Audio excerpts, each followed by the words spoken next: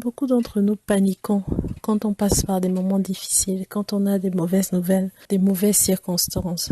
Pour beaucoup d'entre nous, les mauvaises circonstances sont des situations qui font qu'on remet Dieu en question. On remet en question l'amour de Dieu, on remet en question sa fidélité, on remet en question sa gloire, on se dit Dieu n'existe pas, pourquoi ce genre de choses m'arrive et tout. Et pourtant Dieu est avec nous. Moi je voudrais dire à quelqu'un aujourd'hui qui passe par des moments difficiles dans sa famille, peut-être que vous avez reçu tout récemment un diagnostic du médecin pour vous dire que votre maladie est incurable. Peut-être que vous avez reçu une lettre de divorce. Peut-être que vous avez reçu une lettre d'un huissier pour vous dire que vous allez être expulsé de votre maison.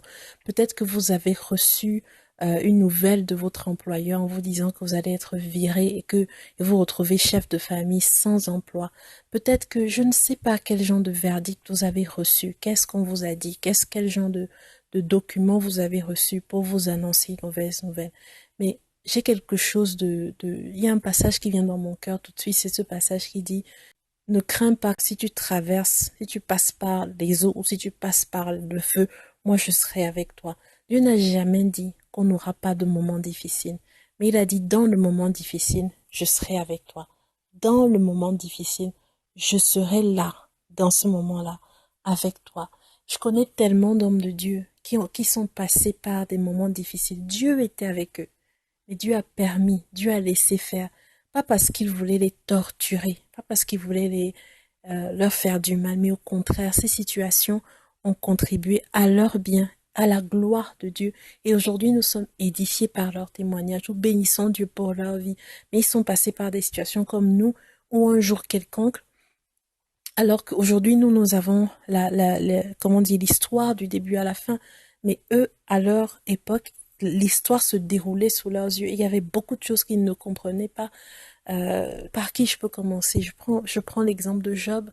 Job était un homme de Dieu. Job priait. Certaines personnes disent souvent, Seigneur, j'ai prié pour ça, j'ai jeûné pour ça, j'ai lutté pour ça, je t'ai demandé, j'ai supplié, tu as dit que tu m'exauceras.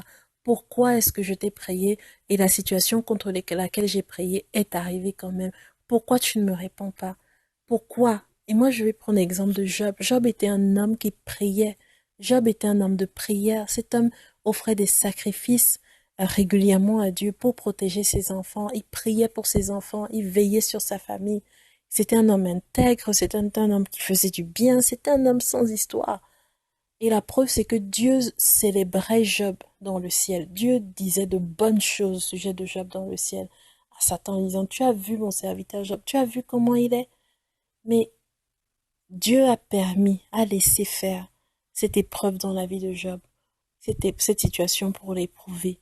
Et il a permis que Job perde tout. Job a tout perdu. Il lui restait plus que sa femme. Il a perdu ses entreprises, sa société. Il a perdu ses enfants. Il a tout perdu. En plus de ça, il a eu la maladie avec. Mais la Bible dit après ce temps d'épreuve, Dieu l'a relevé. Et Dieu lui a donné tout ce qu'il avait perdu. Et c'est-à-dire il lui a donné plus encore que ce qu'il avait avant.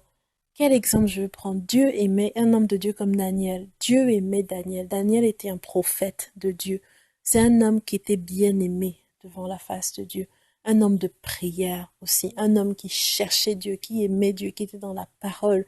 Un homme fidèle, sage, tout ce que vous voulez, avec de hautes fonctions dans l'État. Mais cet homme a été jeté dans la fosse aux lions. Est-ce que Dieu n'était pas au courant?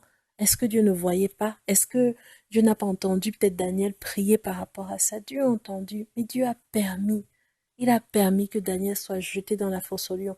Mais à travers ces situations, il s'est glorifié. Bon, il s'est glorifié aux yeux du roi Darius qui était en poste à ce moment-là. Et aussi dans ce royaume-là, Shadrach, Meshach, Abednego, des fidèles serviteurs de Dieu, on leur a dit, vous renoncez à votre Dieu, vous prosternez, vous adorez un autre Dieu, ou on vous met à mort.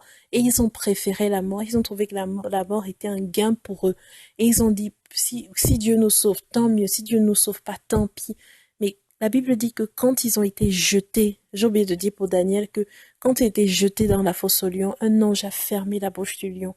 Donc Dieu était avec lui dans la fosse aux lions. Quand Shadrach, Meshach et Abednego ont été jetés dans le feu, un ange est venu les couvrir et empêcher que le feu ne les consume. Et ça a contribué à ce que Dieu soit glorifié dans tout Babylone, et puis ces hommes ont été replacés par la suite. Même Jésus a connu des moments difficiles. Jésus, notre propre Seigneur. Et c'est ça qu'on oublie souvent. On se dit que notre vie doit être lisse, que tout doit marcher parfaitement, que tout doit aller, voilà quoi, de façon très linéaire. Et que si on a un problème, s'il y a une prière qui a l'air de ne pas être exaucée, c'est parce que Dieu ne nous aime pas, c'est parce que Dieu n'entend pas, c'est parce que Dieu n'est pas fidèle, parce que Dieu n'exauce pas. Mais c'est faux. Moi, je peux citer au moins 2 hommes qui priaient souvent et dont la prière n'a pas, c'est-à-dire, apparemment, la prière n'avait pas été exaucée. Mais Dieu était avec eux dans leur situation difficile. Je pense à Job, je pense à Daniel et je pense à tellement d'autres personnes que Dieu a secouru. Dieu était avec eux, mais il a permis. David était loin pour la royauté. Cet homme était censé régner, mais il a été pourchassé par celui qui occupait sa place pendant des années, pendant plusieurs années. David était pourchassé, menacé de mort. Est-ce que Dieu ne l'aimait pas? Si, Dieu l'aimait. Mais David, dans ce moment-là, il s'est réfugié en Dieu et il a refusé de mettre en doute la fidélité de Dieu. Il a choisi de s'attacher au Dieu qui dit lui-même qu'il est fidèle. Amen. Et donc moi, je vous encourage, ce n'est pas parce que vous passez par de grandes eaux, ce n'est pas parce que vous passez par le feu que la fidélité de Dieu, que Dieu est infidèle, ou bien que Dieu n'est pas avec vous. Dieu est avec vous au milieu de ce moment difficile. Et la clé, c'est de réellement garder ses yeux fixés sur la parole dans cette saison particulièrement difficile. La clé, c'est de regarder à la parole, c'est de contempler, continuer de contempler, comment on dit, de ne pas se lasser de contempler ce que Dieu est et qui répond à votre situation. C'est la clé dans ce moment. C'est ce que David faisait. David passait son temps à chanter, à adorer Dieu. Quand c'était compliqué dans sa vie, il ne se prenait pas la tête en prière longue et compliquée. Il passait son temps dans l'adoration, dans la louange et les consolations. Dieu consolait son cœur et il était capable de se fortifier pour aller prendre de nouvelles batailles. Que Dieu nous aide véritablement à réaliser que il est avec nous au milieu des moments difficiles. Il n'a pas dit qu'on n'aurait pas de moments difficiles. Je prends un autre exemple. Jésus demande à ses disciples de passer à l'autre bord.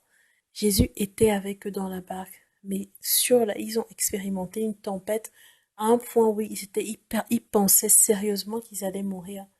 Mais Dieu était avec eux dans la barque, mais ils étaient tellement désespérés qu'ils pensaient que c'était fini pour eux. Jésus s'est levé et a arrêté la tempête. Je prends notre exemple encore. Abraham était choisi par Dieu. Abraham était aimé de Dieu. Dieu l'avait choisi même avant qu'Abraham n'aime Dieu. Dieu l'aimait déjà. Il avait déjà décidé qu'il serait père de plusieurs nations, que des nations sortiraient de lui. Mais Dieu a permis et a laissé. Abraham a certainement prié pendant longtemps par rapport à cette situation de stérilité de Sarah. Mais Dieu n'a pas écouté avant qu'il soit âgé de plus de 80, de près de 99 ans. Et c'est là que Dieu l'a exaucé et et son nom a été glorifié comme il est aujourd'hui à travers toutes ses œuvres magnifiques. Donc le fait de passer par un moment difficile ne veut pas dire que Dieu t'a abandonné. Ça ne signifie pas que Dieu n'est pas avec toi. Dieu dit, quand tu seras dans l'eau, dans le feu, là je serai avec toi. Dans cette situation-là, moi aussi je serai avec toi. Ne veut pas juste, Dieu n'est pas juste intéressé par le résultat, par le miracle, par accomplir un acte de gloire dans notre vie. Ça ne lui coûte rien. Mais il est aussi intéressé par nous parce que c'est un moment où on passe par le feu. La Bible dit l'épreuve de notre foi, ma foi s'éprouve dans le feu. Et le feu, c'est l'adversité, c'est des moments difficiles. C'est ça qui éprouve la foi.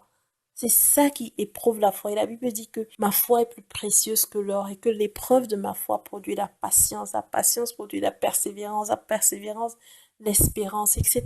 Dieu est en train de créer un caractère en nous et ça demande de nous éprouver d'une certaine façon. Ce n'est pas parce que vous avez reçu un verdict, que vous passez par le feu dans vos finances, que vous passez par le feu dans différents domaines de votre vie, que Dieu n'est pas avec vous. Dieu est avec vous. Et lui-même, il vous sortira de cette situation. Gardez vos yeux fixés sur la parole et maintenez-vous dans une attitude de reconnaissance et d'adoration devant chacune de vos circonstances. Annoncez à vos circonstances. Parlez à vos circonstances et dites-leur, je me ris de toi, circonstance. Je me ris de toi, diagnostic de médecin. Moi, je sais que mon Dieu est fidèle.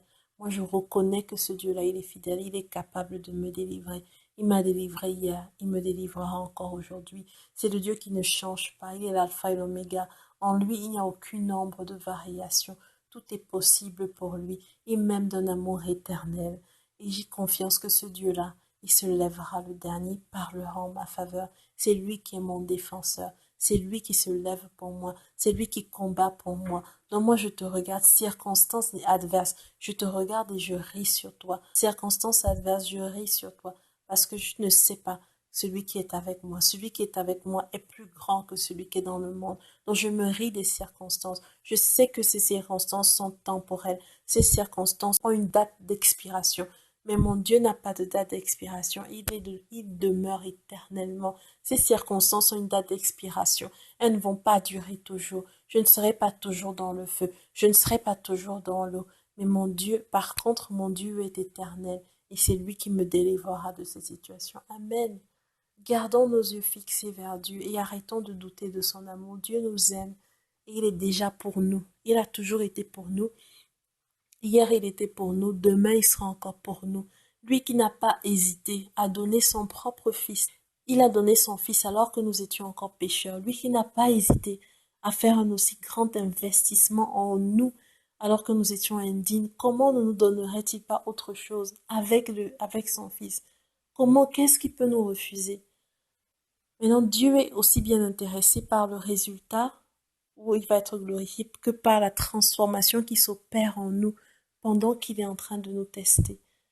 Alors, ne remettons pas constamment en cause des choses qui sont vraies. Les situations qui arrivent, ce sont des situations qui sont limitées dans le temps. Il y a un moment où elles commencent et elles ont un moment de fin. Mais Dieu dure éternellement. Notre Seigneur, il était avant et il sera encore après. Alors restons focalisés et restons attachés à lui au nom de Jésus.